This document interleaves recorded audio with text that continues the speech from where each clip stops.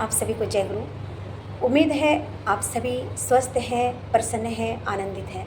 आज मैं लेके आई हूँ एक बार फिर ठाकुर वाणी।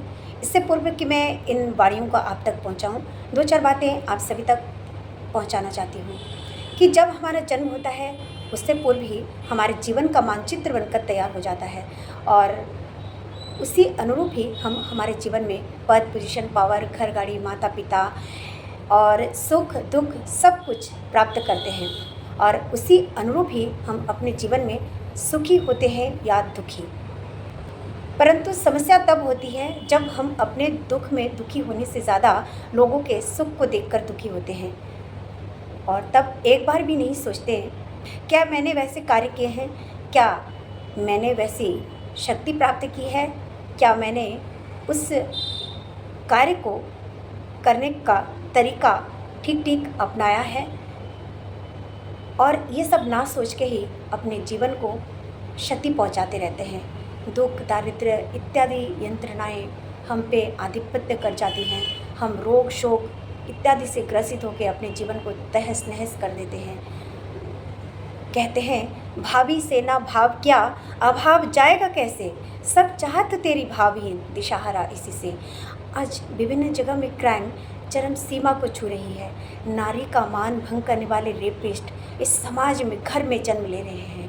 इस तथ्य को यदि गहनता से सोचा जाए, इस तथ्य को यदि ठाकुर जी के अनुरूप सोचा जाए तो हम पाएंगे कि गर्भ धारण के समय एक नारी की कितनी निम्न मानसिकता, कितना अप्रेम, कितनी अभक्तिपूर्ण स्थिति अपने स्वामी के प्रति रही होगी कि उसने इस समाज को, इस राष्ट्र को एक ध्वंसकारी, एक रेपिस्ट अनजाने में दे दिया।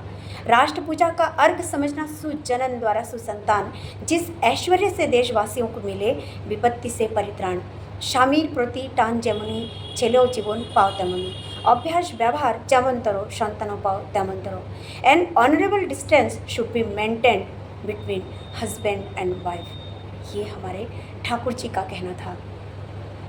ठाकुर जी का कहना था कि समाज में एक दुष्चरित्र स्त्री की निष्कृति फिर भी संभव है, किंतु समाज में यदि एक प्रतिलोम विवाह घट जाए तो ये कई पीढ़ियों तक समाज को विध्वंसता की स्थिति में पहुंचाने का कारण बना देती है।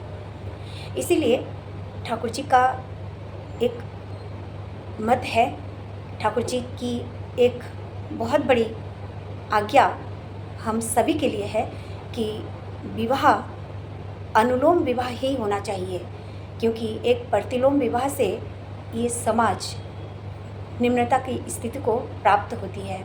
इसीलिए आप सभी से अनुरोध है कि ठाकुर जी की इन वाणियों को अपने जीवन में मान के चलें, धर के चलें, तभी हम अपने जीवन को उन्नत बना सकेंगे, सफल बना सकेंगे, हम अपने जीवन में सुखी रह सकेंगे। इन्हीं सब बातों के सहित आप सभी की मंगल कामना ठाकुर जी के श्री चरणों में करते हुए आज अपनी बात यहीं तक विराम देती हूँ। आप सभी का मंगल हो, यही परमपिता से प्रार्थना है। जय गुरु, वंदे पुरुषोत्तमम्।